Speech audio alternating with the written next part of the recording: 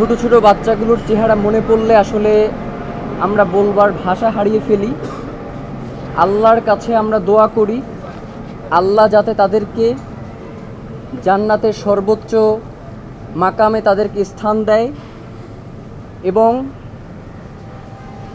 এই মাইলস্টোন ট্র্যাজেডিতে যাদের দায় রয়েছে সেই ক্ষেত্রে যাতে সরকারের পক্ষ থেকে যথাযথ ব্যবস্থা নেওয়া হয় সেটা আমরা বর্তমান অন্তর্বর্তীকালীন সরকারের কাছে দাবি জানাচ্ছি। আমরা বলতে চাই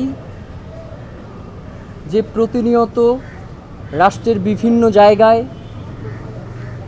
জুলাই চলে আসবে, এটা আসলে বাংলাদেশের জনগণের জন্য এটা মেনে নেওয়া ভীষণ কষ্টকর। আমরা প্রতিনিয়ত আর জুলাইয়ের সেই রক্তমাখা লাল দিনগুলো দেখতে চাই না।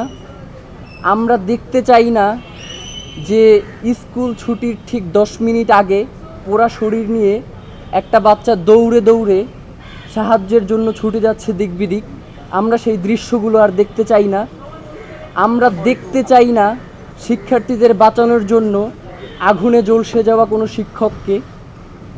আমরা দেখতে চাই না রাষ্ট্রের অবহেলার কারণে প্রতিনিয়ত আমাদের মা বোন ভাইদের জীবনহানি।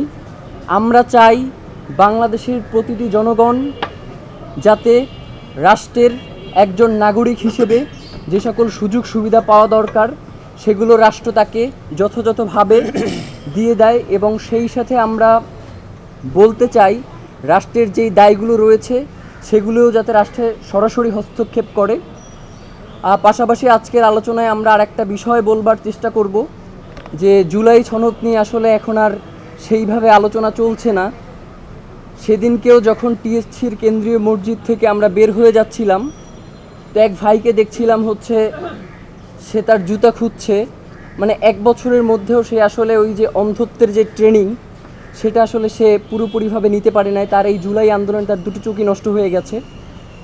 তো রাষ্ট্রের পক্ষ থেকে যে তাকে ন্যূনতম সম্মান জানিয়ে যে স্বীকৃতির ব্যাপারটা সেটা রাষ্ট্র তালবাহানার মধ্যেই রেখেছে। এখন পর্যন্ত রাষ্ট্রের পক্ষ থেকে জুলাই সনদের ব্যাপারে পরিষ্কার কোনো বার্তা রাষ্ট্র এখন পর্যন্ত দিতে সক্ষম হয়নি।